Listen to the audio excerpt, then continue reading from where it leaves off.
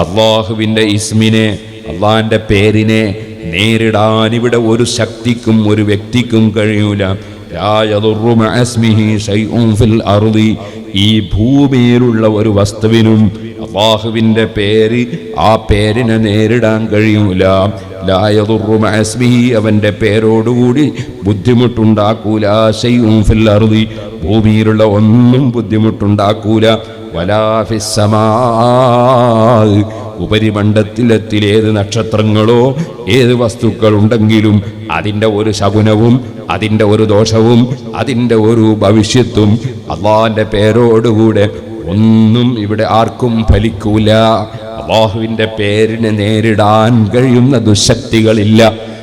നബി സല്ലല്ലാഹു അലൈഹി വസല്ലം നിങ്ങൾ പറഞ്ഞു, ഇമാം ബുഖാരി റിപ്പോർട്ട് ചെയ്ത ഹദീസിൽ കാണാം, ഒരാൾ രാവിലെ തന്നെ ലാ ഇലാഹ ഇല്ലല്ലാഹു വഹ്ദഹു ലാ ശരീക ലഹ് ലഹുൽ മുൽക്കു വലഹുൽ ഹംദ് വഹുവ അലാ കുല്ലി ഷൈഇൻ ഖദീർ, രാവിലെ 100 പ്രാവശ്യം ഒരു മനുഷ്യൻ ചൊല്ലിയാൽ ആ ചൊല്ലിയ മനുഷ്യന് 10 അടിമകളെ മോചിപ്പിച്ച പ്രതിഫലമാണ്. ഒരടിമയെ മോചിപ്പിച്ചാൽ തന്നെ നരകത്തിൽ നിന്ന് കാവലാണ്. 10 അടിമകളെ മോചിപ്പിച്ച പ്രതിഫലമാണ്. അതിൻ്റെ പുറമെ അവന് 100 നന്മകൾ രേഖപ്പെടുത്തുകയാണ്. 100 തിന്മകൾ അവൻ്റെ ഏടുകളിൽ നിന്ന് മായ്ച്ചു കളയുകയാണ്. അതിൻ്റെ പുറമെ ഹിർസം മിനശ് ശൈത്താൻ, രാവിലെ 100 പ്രാവശ്യം ലാ ഇലാഹ ഇല്ലല്ലാഹു വഹ്ദഹു ലാ ശരീക ലഹ് ലഹുൽ മുൽക്കു വലഹുൽ ഹംദ് വഹുവ അലാ കുല്ലി ഷൈഇൻ ഖദീർ എന്ന് ചൊല്ലിയവന് വൈകുന്നേരം വരെ ശൈത്താനിൽ നിന്ന് പ്രൊട്ടക്ഷനാണ്. ദിക്റിന് വലിയ ബഹുമാനമാണ്. അള്ളാഹുവിൻ്റെ പേര് പറയുന്നതിന് വലിയ ബഹുമാനമാണ്. അള്ളാഹുവിൻ്റെ പേരിൻ്റെ ശക്തി വല്ലാത്ത ശക്തിയാണ്. അതുകൊണ്ടാണ് മറ്റൊരു ദിക്ർ രാവിലെയും വൈകുന്നേരവും ബിസ്മില്ലാഹില്ലദീ ലാ യദുറു മഅ ഇസ്മിഹി ശൈഉൻ ഫിൽ അർളി വലാ ഫിസ് സമാഇ വഹുവസ് സമീഉൽ അലീം. ബിസ്മില്ലാഹ്, അള്ളാഹുവിൻ്റെ പേര് കൊണ്ട് ഞാൻ കാക്കുന്നു, അള്ളാഹുവിൻ്റെ പേരിനെ മുൻനിർത്തി ഞാൻ കാക്കുന്നു. അല്ലദീ, എങ്ങനെയുള്ള പേരാണ്, ലാ യദുറു മഅ ഇസ്മിഹി, അല്ലെങ്കിൽ എങ്ങനെയുള്ള അള്ളാഹുവാണ്, അവൻ്റെ പേരോടുകൂടി ഇവിടെ ഒരു വസ്തുവിനും ഒരു ചുക്കും ചെയ്യാൻ കഴിയൂല.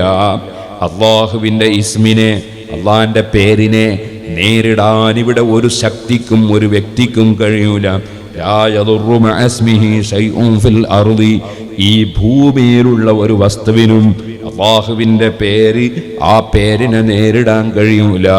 ലാ യദുറു മഅ ഇസ്മിഹി, അവൻ്റെ പേരോടുകൂടി ബുദ്ധിമുട്ടുണ്ടാക്കൂല. ശൈഉൻ ഫിൽ അർളി, ഭൂമിയിലുള്ള ഒന്നും ബുദ്ധിമുട്ടുണ്ടാക്കൂല.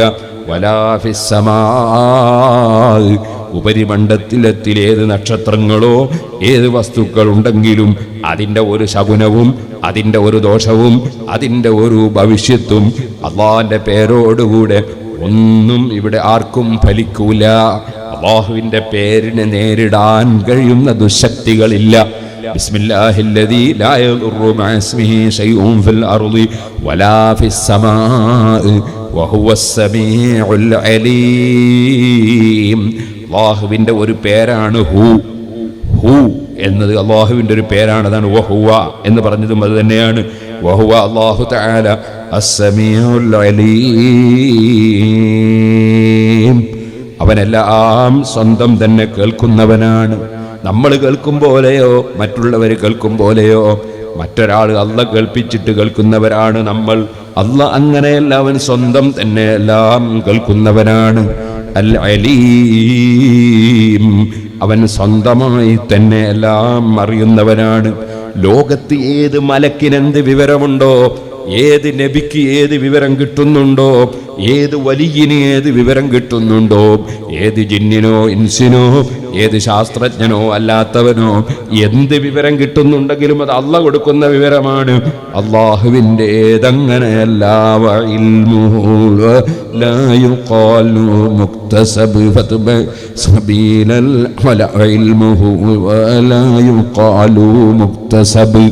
അല്ലാഹുവിൻ്റെ ഇൽമ് എന്നത് നമ്മളെ പോലെ പഠിച്ചുണ്ടാക്കുന്നതോ മറ്റൊരാൾ തരുന്നതോ അല്ല, മറിച്ച് അല്ലാഹുവിൻ്റെ ഇൽമ് തുടക്കമില്ലാതെ അവനെല്ലാം അറിയുന്നവനാണ്. ഖദീമായ ഇൽമാണ്. ലോകത്ത് ഏത് മഹാന് എന്ത് ഇൽമു കിട്ടിയാലും അത് ലോകത്ത് ഏറ്റവും വിവരമുള്ള മുഹമ്മദ് റസൂലുള്ളാഹി സ്വല്ലല്ലാഹു അലൈഹി വസല്ലമ തങ്ങൾക്ക് തന്നെ എന്ത് വിവരമുണ്ടെങ്കിലും അതെല്ലാം അല്ലാഹു കൊടുക്കുന്ന ഇൽമാണ്, അല്ലാഹു കൊടുത്തിട്ടുള്ള ഇൽമാണ്.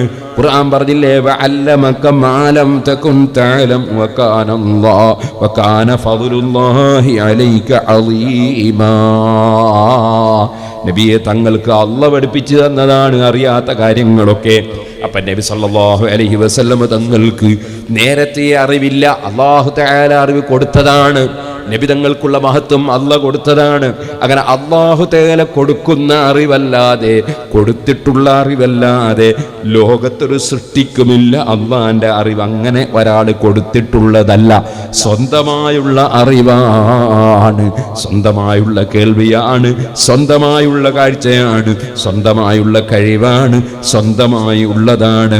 അവൻ്റേതെല്ലാം സ്വന്തമാണ്. ഹുവൽ ഗനി, ആരിലേക്കും അവൻ ആവശ്യമില്ല, ആരും അവൻ ആവശ്യമില്ല. അതേ സമയം അല്ലാഹു സമദ്, അല്ലാഹുവിലേക്ക് ആവശ്യമില്ലാത്ത ഒരു സൃഷ്ടിയും ഇല്ല.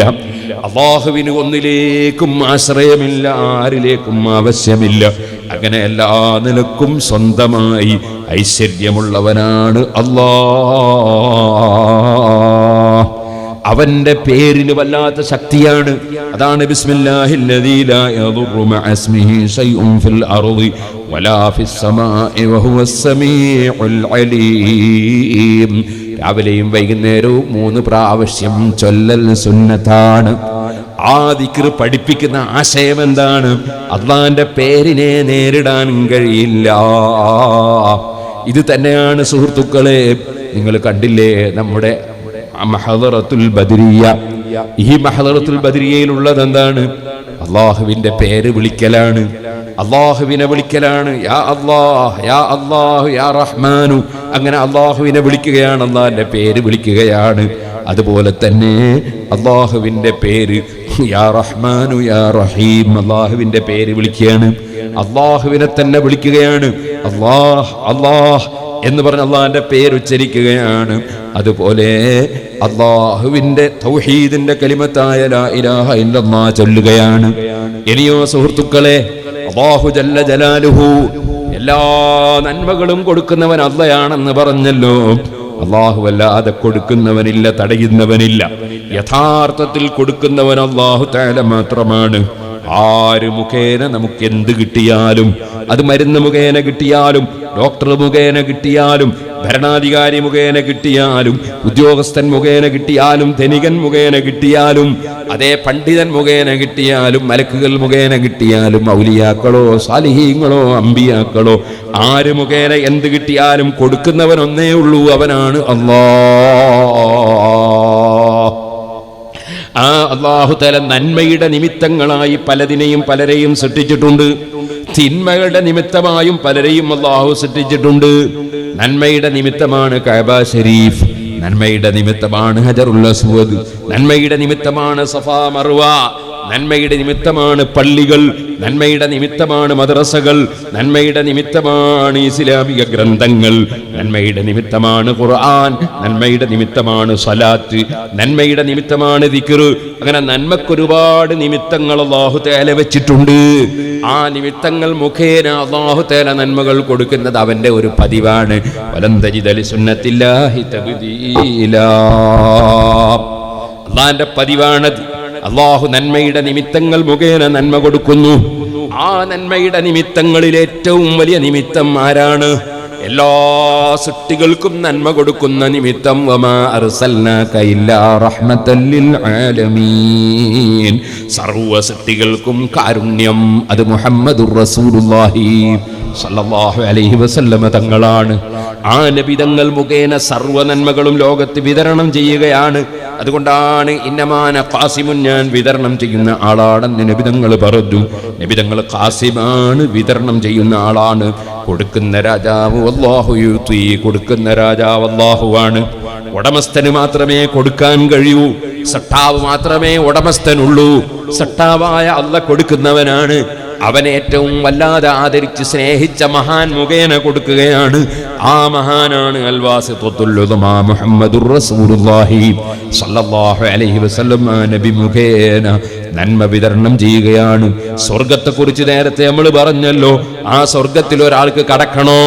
അന അവ്വലു മൻ യുഹർരികു ഹൽഖൽ ജന്ന, സ്വർഗത്തിന്റെ വട്ടക്കണ്ണി ആദ്യമായി പിടിച്ച് കുലുക്കി ഉദ്ഘാടനം ചെയ്യുന്നത് ഞാനാണ്.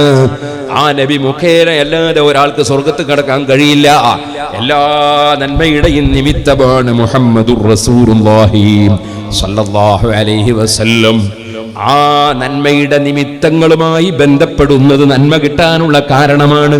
അതുകൊണ്ട് തന്നെ മുഹമ്മദ് നബി സല്ലല്ലാഹു അലൈഹി വസല്ലം തങ്ങളുമായി ബന്ധപ്പെടാതെ ഒരു മുഅ്മിനായ മനുഷ്യന് ജീവിതമില്ല. അവൻ വളരെ വണങ്ങി ചെയ്യുന്ന കർമ്മമാണ് നിസ്കാരം. ഏറ്റവും പ്രധാനപ്പെട്ട കർമ്മമാണ് നിസ്കാരം.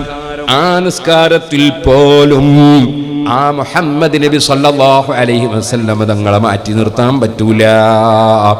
ആ നബി തങ്ങളോട് അസ്സലാമു അലൈക അയ്യുഹൻ നബിയ്യു എന്ന് നേരിൽ വിളിച്ച് പറയണം. ആ നബി തങ്ങളെ പേരിൽ സലാത്ത് ചൊല്ലണം. ആ നബി തങ്ങളുടെ മഹത്വം പ്രഖ്യാപിക്കണം. അശ്ഹദു അല്ലാ ഇലാഹ ഇല്ലല്ലാഹു വ അന്ന മുഹമ്മദുർ റസൂലുള്ളാഹ്, നബി തങ്ങളെ മഹത്വം പറയണം. അപ്പോൾ അല്ലാഹുവിനെ നടത്തുന്ന ആരാധനയിൽ പോലും മുഹമ്മദ് നബി സല്ലല്ലാഹു അലൈഹി വസല്ലം തങ്ങളെ മാറ്റി നിർത്താൻ പറ്റൂല. ആ നബി തങ്ങളെ വിളിക്കുന്നതും പറയുന്നതും അല്ലാഹ്ക്ക് ആരാധനയാണ്, നബി തങ്ങൾക്ക് ആരാധനയല്ല. നബി തങ്ങളെ വിളിക്കുന്നതും പറയുന്നതും അല്ലാഹ്ക്ക് ആരാധനയാണ്, നബിക്ക് ആരാധനയല്ല. ഏതുപോലെ മനുഷ്യന് നന്മയുടെ നിമിത്തമാണ് ബാപ്പയും ഉമ്മയും. ആ ബാപ്പയും ഉമ്മയും വരുമ്പോൾ എഴുന്നേറ്റ് നിൽക്കൽ സുന്നത്താണ്. അങ്ങനെ എഴുന്നേറ്റ് നിന്നാൽ ആ എഴുന്നേറ്റ് നിൽക്കൽ ആർക്കുള്ള ആരാധനയാണ്? ബാപ്പാക്കും ഉമ്മാക്കുള്ള ആരാധനയല്ല, അത് അല്ലാഹുവിനുള്ള ആരാധനയാണ്. പക്ഷേ ഇവിടെ ബഹുമാനിക്കുന്നത് ബാപ്പാനെയും ഉമ്മാനെയുമാണ്. ബാപ്പയും ഉമ്മയും വരുമ്പോൾ എഴുന്നേറ്റ് നിന്നാൽ ആദരവ് ബാപ്പക്കും ഉമ്മക്കുമാണ്, ആരാധന അല്ലാഹുവിനാണ്.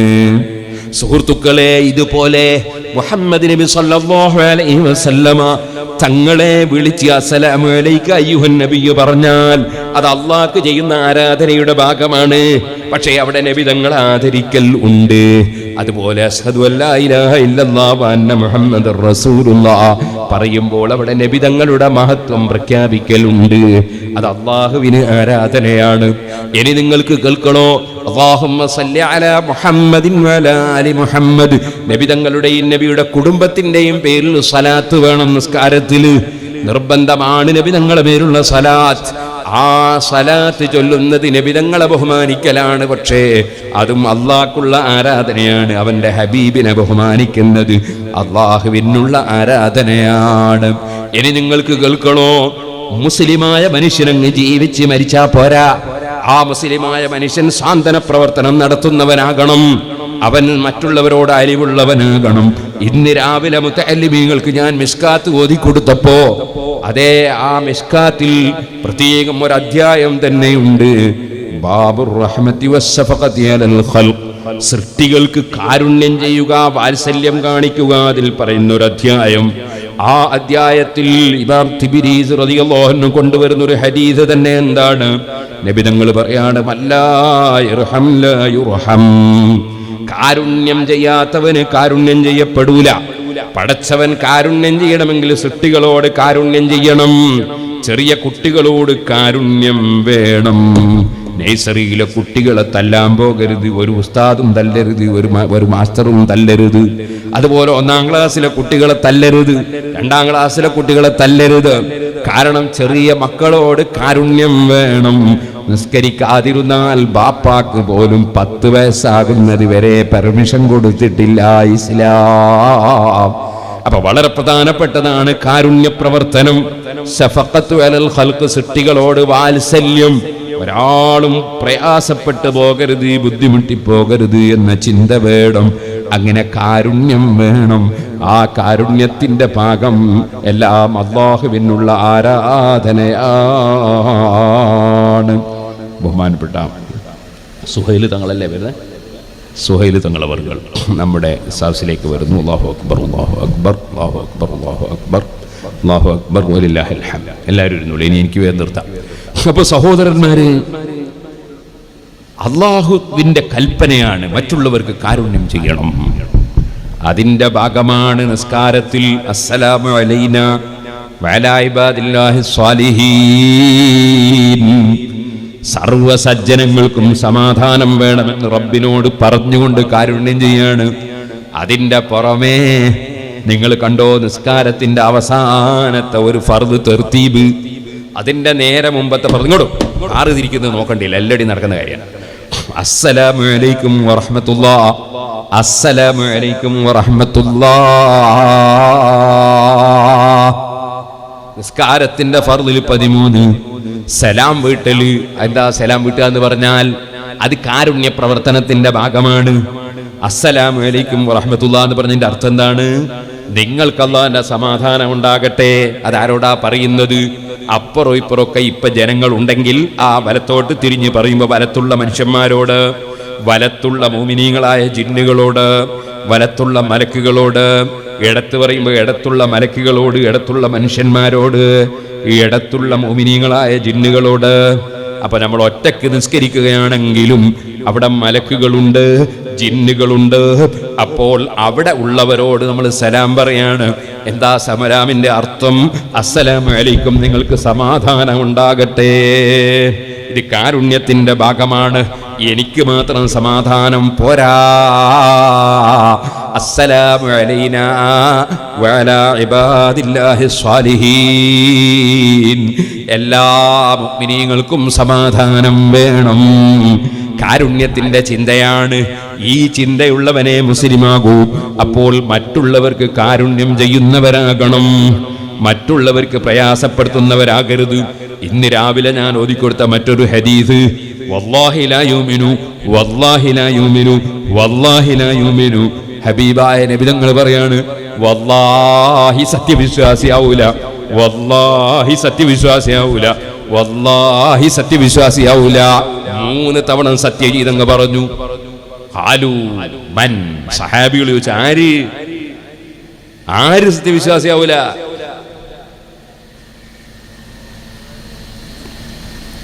ലാ യുഅ്മിനു, സത്യവിശ്വാസിയാവൂല. മൻ ലാ യഅ്മനു ജാറുഹു ബവായിഖഹ്, അവന്റെ അയൽവാസി അവനെ കൊണ്ടൊരു ശല്യം ഉണ്ടാവൂല എന്ന് അയൽവാസിയുടെ മനസ്സിൽ അവനെ കൊണ്ടൊരു ഭവിഷ്യത്തും സംഭവിക്കൂല, എന്റെ അയൽവാസിയെ കൊണ്ട് എനിക്കൊരു പ്രശ്നം ഉണ്ടാവില്ല എന്ന് തൊട്ടടുത്ത വീട്ടുകാരൻ നിന്നെ സംബന്ധിച്ച് വിശ്വസിക്കുമ്പോൾ മാത്രമേ നീ മുഅ്മിനാവുള്ളൂ. അയൽവാസിക്ക് ഒരു ശല്യം ഉണ്ടാകാൻ പാടില്ല. അയൽവാസി എന്ന് പറഞ്ഞാൽ എത്ര ആളാ? 40 വീട് അയൽവാസികളാണ്. 4 ഭാഗത്തും 40 വീട്. 40 പേർക്കാർക്കും നിന്നെ കൊണ്ട് ഒരു ശല്യം ഉണ്ടാവില്ലെന്ന് അവരെ മനസ്സിൽ വിശ്വാസം ആർജിക്കാൻ കഴിയണം. അപ്പോഴാണ് നീ ഒരു മുഅ്മിനാകുന്നത്. എന്തൊരു മതമാണ് ഇസ്ലാം! എന്തൊരു ആശയമാണ് ഇസ്ലാം! അപ്പോൾ സുഹൃത്തുക്കളെ, എല്ലാവർക്കും കാരുണ്യം, സാന്ത്വനം, കാരുണ്യം അത് നിറച്ചു കളിയേണ്ട കാര്യമാണ്. അത് ഇസ്ലാമിന്റെ ഒരു ഭാഗമാണ്. അത് എത്രയോ ഹദീസുകളിൽ നബി സല്ലല്ലാഹു അലൈഹി വസല്ലമ തങ്ങളത് പറയാൻ എല്ലാവരോടും കാരുണ്യം വേണം. മറ്റൊരു ഹദീസിന് രാവിലെ ഞാൻ ഓതിക്കൊടുത്തത്, ആയിഷ ബീവി റളിയല്ലാഹു അൻഹയുടെ അടുക്കൽ യാചിക്കാൻ വേണ്ടി ഒരു സ്ത്രീ വന്നു. 2 പെൺകുട്ടികളുണ്ട് കൂടെ. ആയിഷ ബീവി റളിയല്ലാഹു അൻഹ അടുത്ത് ഒന്നും കൊടുക്കാനില്ല, ഒറ്റ കാരക്കുണ്ട്. ആ കാരക്ക കൊണ്ടുപോയി ആ സ്ത്രീക്ക് കൊടുത്തു. ആ കാരക്ക ആ സ്ത്രീ 2 കഷ്ണമായി പിളർന്ന് ഒരു കഷ്ണം കൂടെയുള്ള പെൺകുട്ടിക്കും മറ്റേ കഷ്ണം മറ്റേ പെൺകുട്ടിക്കും കൊടുത്തു. ആ പെണ്ണ് ഭക്ഷിച്ചില്ല. അവൾ തിരിച്ചുപോയപ്പോൾ നബി സല്ലല്ലാഹു അലൈഹി വസല്ലം കയറി വന്നപ്പോൾ നബി തങ്ങളോട് ആയിഷ റളിയല്ലാഹു അൻഹ ആ സംഭവം പറഞ്ഞു. അപ്പോൾ നബി തങ്ങൾ പറഞ്ഞു, എൻ്റെ സഹോദരിമാരെ, പെൺകുട്ടികളോട് നല്ല കാരുണ്യം വേണം. നബി സല്ലല്ലാഹു അലൈഹി വസല്ലം തങ്ങൾ പറയാണ്, ഈ പെൺകുട്ടികളെ കൊണ്ട് വല്ലവർക്കും പരീക്ഷണമുണ്ടായിട്ട് ആ പെൺകുട്ടികളെ വല്ലവനും സംരക്ഷിച്ചാൽ, അവരോട് കാരുണ്യം കാണിച്ചാൽ, കുന്ന സിത്റം മിനന്നാർ, നരകത്തിൽ നിന്ന് ആ സ്ത്രീകൾ മറയാണ്, പെൺകുട്ടികൾ മറയാണ്. പെൺകുട്ടികളെ പോറ്റി വളർത്തി സംരക്ഷിക്കുന്ന ആളുകൾക്ക് നരകത്തിൽ നിന്ന് കാവലാണ്.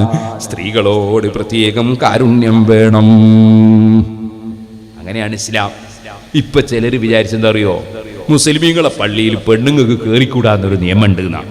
അങ്ങനെ ഒരു നിയമം ഇസ്ലാമിൽ ഇല്ലട്ടോ. പെണ്ണുങ്ങൾക്ക് മുസ്ലിമീങ്ങളെ പള്ളിയിൽ കയറിക്കൂടാന്ന് അങ്ങനെ ഒരു ഫത്വയില്ല, ഒരു കിതാബിലും പറഞ്ഞിട്ടില്ല. അതുകൊണ്ട് ആരും പള്ളി പ്രവേശിപ്പിക്കണമെന്ന് ഒരു കോടതിയിലും വേണ്ടിയില്ല. പള്ളി പ്രവേശിച്ചുകൂടാത്തൊരു വർഗ്ഗമാണ് സ്ത്രീകൾ. എന്ന് ഇസ്ലാമിൽ അങ്ങനെ ഒരു നിയമം ഇല്ല. പിന്നെന്താ ഉള്ളത്? പള്ളിയിൽ ജുമാക്കും ജമാഅത്തിനും അവർ പോണ്ടാണ്. ജുമാക്കും ജമാഅത്തിനും അവർ പോണ്ട. അല്ല, പള്ളി കയറി കൂടാത്തൊരു സമൂഹമാണ് പെണ്ണുങ്ങൾ, അങ്ങനെ ഉണ്ടല്ലോ. അങ്ങനെ ഇസ്ലാമിൽ ഇല്ല. സുന്നത്ത് ജമാഅത്തോട്ട് അങ്ങനെ പറഞ്ഞിട്ടില്ല. ഫത്ഹുൽ മുഈനിലുള്ളത് എന്താണ്? ഫത്ഹുൽ മുഈനിൽ ഹൈലുള്ള സമയത്ത് പെണ്ണുങ്ങൾക്ക് പള്ളി കയറിക്കൂടാ, ജനാബത്തുള്ള സമയത്ത് പുരുഷന്മാർക്കും കയറിക്കൂടാ, കുളി നിർബന്ധമായാൽ രണ്ടു കൂട്ടർക്കും കയറിക്കൂടാ എന്നല്ലാതെ പെണ്ണുങ്ങൾക്ക് പള്ളി കയറിക്കൂടാ അങ്ങനെ ഒരു നിയമം ഇസ്ലാമിലില്ല. അതുകൊണ്ട് പള്ളി പ്രവേശം ഒന്നും പറഞ്ഞിട്ട് ആരും ഒരു കോടതിയിലും പോകേണ്ട ആവശ്യമില്ല. ഒരു വക്കീലിനെയും കാണിയില്ല. വെറുതെ നേരെ പോകണം. പള്ളിയിൽ പ്രവേശിച്ചുകൂടാത്തൊരു വർഗ്ഗമാണ് പെണ്ണുങ്ങൾ. അങ്ങനെ ഇസ്ലാമിൽ ഇല്ല. സുന്നത്ത് ജമാഅത്തിന് അങ്ങനെ പറഞ്ഞിട്ടില്ല. പിന്നെ ജുമാ ജമാഅത്തിന് പെണ്ണുങ്ങൾ പോകണ്ട. അത് പെണ്ണുങ്ങളോടുള്ള കാരുണ്യാണ്. കാരണം രാവിലെ 5 മണിക്ക് സുബിയാണ്, 4:30 മണിക്ക് തന്നെ ടോർച്ച് അടിച്ചിട്ട് ഓരോ ചെറുപ്പക്കാർ പള്ളിയിൽ പോവാണ്. നിങ്ങളൊന്ന് ആലോചിച്ച് നോക്കും, ഒരു 21 വയസ്സുള്ള ഒരു പെൺകുട്ടി ടോർച്ച് അടിച്ചിട്ട് സുബഹിക്ക് ഇങ്ങനെ പള്ളിയിൽ പോവാണെങ്കിൽ അതിന്റെ മുസീബത്ത് പിന്നെ പറയണം. അതിന്റെ മുസീബത്ത് പറയണം. നമ്മൾ കേരളത്തിൽ തന്നെ സുബ്ഹാനല്ലാഹ് ദൈവത്തിന് വേണ്ടി തന്നെ ജീവിതം അർപ്പിക്കണമെന്ന് വിചാരിച്ചിട്ട് പോയി കൂടിയവർ പിന്നെ സുബ്ഹാനല്ലാഹ് അവരെ നന്നായി സംരക്ഷിക്കും എന്ന് വിചാരിച്ച ആളുകളിൽ നിന്ന് പീഡനം അനുഭവിച്ചു എന്ന് പറഞ്ഞ കേസ് ഉള്ളതോ ഇല്ലാത്തോ എനിക്കറിയില്ല. വിഷയത്തിൽ ഞാൻ കടക്കുന്നില്ല. എന്നിട്ട് തന്നെ പ്രശ്നമല്ലേ? അപ്പൊ ഈ സ്ത്രീകളെ ഈ പാതിരാ സമയത്ത് സുബഹിക്ക് പള്ളിയിൽ പോകണം. ഉച്ച സമയത്ത് ഈ കുട്ടികളൊക്കെ നോക്കുന്നതിലേക്ക് കുട്ടികളെയും അവിടെ കരഞ്ഞുകൊണ്ടിരിക്കുന്ന കുട്ടികളെയും വെച്ചിട്ട് ജുമാക്കോണം എന്ന് പറഞ്ഞാൽ പെണ്ണുങ്ങളെ ഇങ്ങനെ ശല്യപ്പെടുന്ന വേറൊരു നിയമം ഉണ്ടാവുമോ? അതുകൊണ്ട് ഇസ്ലാമിൽ പെണ്ണുങ്ങളെ ശല്യപ്പെടുന്ന ഒരു നിയമമില്ല. അതുകൊണ്ട് നബി സല്ലല്ലാഹു അലൈഹി വസല്ലം പറഞ്ഞു വബുയൂതുഹുന്ന ഖൈറുൽ ലഹുന്ന, സ്ത്രീകൾക്ക് നിസ്കരിക്കാൻ അവരെ വീടാണ് ഖൈർ എന്ന് പറഞ്ഞു. അല്ലാതെ സ്ത്രീകളെ സംബന്ധിച്ച് പള്ളി കയറിക്കൂടാത്തൊരു വർഗമാണ് സ്ത്രീകൾ. അങ്ങനെ ഇസ്ലാമിൽ ഇല്ല. അങ്ങനെ ലോകത്തൊരു പണ്ഡിതനും പറഞ്ഞിട്ടില്ല. ജുമാ ജമാഅത്തിന് സ്ത്രീകൾ അന്യപുരുഷന്മാരോടുകൂടെ പങ്കെടുക്കാൻ പള്ളിയിലായാലും പോണ്ട, മദ്രസയിലായാലും പോണ്ട, മൈതാനിയിലായാലും പോണ്ട, ഒരു സ്ഥലത്താണെങ്കിലും അന്യപുരുഷന്മാരോടുകൂടെ ജുമാ ജമാഅത്തിന് പോണ്ട എന്നാ പറഞ്ഞ്. അല്ല, പള്ളി കയറിക്കൂടാൻ അങ്ങനെ ഒരു നിയമം ഇസ്ലാമിലില്ല. അങ്ങനെ ഉണ്ട് നേരം തെറ്റിദ്ധരിക്കുകയും വേണ്ട. ഇനി ആരെങ്കിലും ഒരാൾ ഏതെങ്കിലും ഒരു കോടതിയെ സമീപിച്ചിട്ട് മുസ്ലിം സ്ത്രീകൾക്ക് പള്ളിയിൽ പ്രവേശനം നൽകണമെന്ന് പറഞ്ഞാൽ പേടിക്കേണ്ടതുമില്ല. കാരണം പണ്ടിനുള്ള നിയമമാണ്. അതിന് കോടതി പറയേണ്ട ആവശ്യമില്ല. പള്ളിയിൽ പ്രവേശിക്കുന്നതിലൂടെ ഒരു മുടക്കമില്ല. അന്യപുരുഷന്മാരോടുകൂടി അവർക്ക് ജുമാ ജമാഅത്തുകളിൽ പങ്കെടുത്തുകൂടാ. അത് പള്ളിയിലായാലും പോയിക്കൂടാ, മൈതാനിയിലായാലും പോയിക്കൂടാ, മദ്രസയിലായാലും പോയിക്കൂടാ. ഇതാ ഇസ്ലാമിന്റെ നിയമം. മനസ്സിലായില്ലേ? അന്യപുരുഷന്മാരോടുകൂടി പാടില്ല. അപ്പൊ ഇത് മറ്റൊരു വിഷയം. ഈ വിഷയത്തിനെ കൺഫ്യൂഷനാക്കിയിട്ട് ജനങ്ങളെ തെറ്റിദ്ധരിപ്പിക്കാൻ വേണ്ടി ജമാഅത്ത് ഇസ്ലാമിക്കാർ, മുജാഹിദുകൾ, അവരാണല്ലോ ഇസ്ലാമിനെ കൺഫ്യൂഷനാക്കി നശിപ്പിക്കുന്നവർ. അവർ പറഞ്ഞിട്ടാക്കുന്നതാണ് പള്ളിപ്രവേശം എന്നുള്ള വാക്ക്. അങ്ങനെ പള്ളിപ്രവേശം പാടില്ല എന്നൊരു നിയമം സുന്നത്ത് ജമാഅത്തിന്റെ പണ്ഡിതന്മാർ ഇന്നേവരെയും പറഞ്ഞിട്ടില്ല, ഒരു കിതാബിലും പറഞ്ഞിട്ടില്ല. മറിച്ച് ശാഫി ഇമാം റളിയല്ലാഹു അൻഹു തന്നെ പറഞ്ഞ എന്താണ്? فَمَعَلِمْتُ مِنْهُنَّ امْرَأَةً خَرَجَتْ إِلَى شُهُودِ جُمْعَةٍ وَلَا إِلَى جَمَاعَةٍ غَيْرِهَا فِي لَيْلٍ وَلَا نَهَارٍ.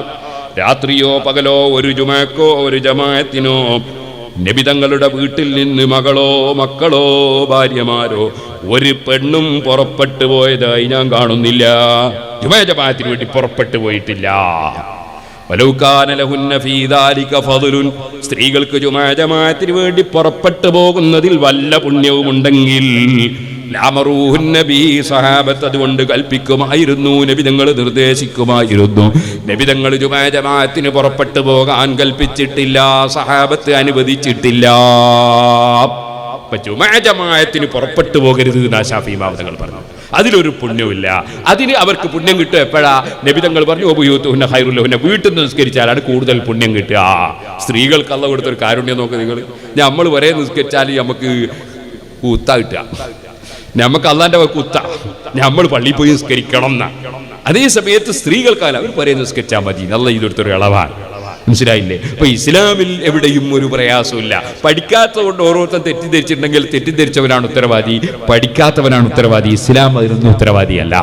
ഇരിക്കട്ടെ, ഞാനിപ്പോഴതിൽ കടക്കുന്നില്ല. അപ്പോ അത് തന്നെയാണ് നമ്മുടെ ബദ്ർ മൗലൂദിന് തുറക്കുക. അള്ളാഹിന്റെ പേരിന്റെ മഹത്വമാണ് നമ്മൾ പറഞ്ഞത്.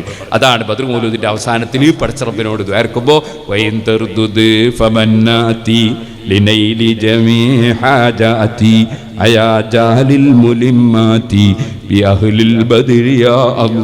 പടച്ചവനെ, നീ ഞങ്ങൾക്ക് തന്നില്ലേ, ഞങ്ങൾക്ക് തരാൻ ആരുമില്ല, ചോദിക്കാൻ ആരുമില്ല എന്ന് സുന്നത്ത് ജമാഅത്തിന്റെ മുഅ്മിനീങ്ങൾ അള്ളാഹിനോട് പറയാ. നീ തന്നെ തരാൻ വേറെ ആരുമില്ല. അവന്റെ തുടക്കത്തിൽ പറയാണ് എന്ത്? തവസ്സൽനാ ബിസ്മില്ലാ വബിൽ ഹാദി റസൂലില്ലാ വകുല്ലി മുജാഹിദിൻ ലില്ലാ വഅഹ്ലിൽ ബദീരി യാ അല്ലാഹ്. പഠിച്ചവനെ, നിന്നോട് ഞങ്ങൾ ചോദിക്കുന്നു, ബിസ്മില്ലാ, അള്ളാന്റെ പേര് മുൻനിർത്തി ചോദിക്കുന്നു. അള്ളാന്റെ പേര് മുൻനിർത്തി ചോദിക്കുന്നു. അള്ളാന്റെ പേരിന് വലിയ ബഹുമാനാണ്. കാരണം അള്ളാഹ് പറഞ്ഞില്ലേ, ഫലില്ലാഹിൽ അസ്മാഉൽ ഹുസ്നാ ഫദൂഹു ബിഹാ. അള്ളാന്റെ പേര് മുൻനിർത്തി അള്ളാഹിനോട് പ്രാർത്ഥിക്കണമെന്ന് പറഞ്ഞില്ലേ. അതാ തവസ്സൽനാ ബിസ്മില്ലാ. ഇനി നീ ഏറ്റവും വലിയ നന്മയുടെ നിമിത്തമായി വെച്ച ആളാണല്ലോ മുഹമ്മദ് റസൂലുള്ളാഹി സ്വല്ലല്ലാഹു അലൈഹി വസല്ലം. ആ നബിയെ മുൻനിർത്തി ഞങ്ങൾ ചോദിക്കുന്നു, ബിൽ ഹാദി റസൂലില്ലാഹ്. ഇനി ഞങ്ങൾ മുൻനിർത്തി ചോദിക്കുന്നത് ഇസ്ലാമിന് വേണ്ടി പ്രവർത്തിക്കുന്ന, അധ്വാനിക്കുന്ന പ്രവർത്തകന്മാർ. അവർക്ക് വലിയ ബഹുമാനമാണ്.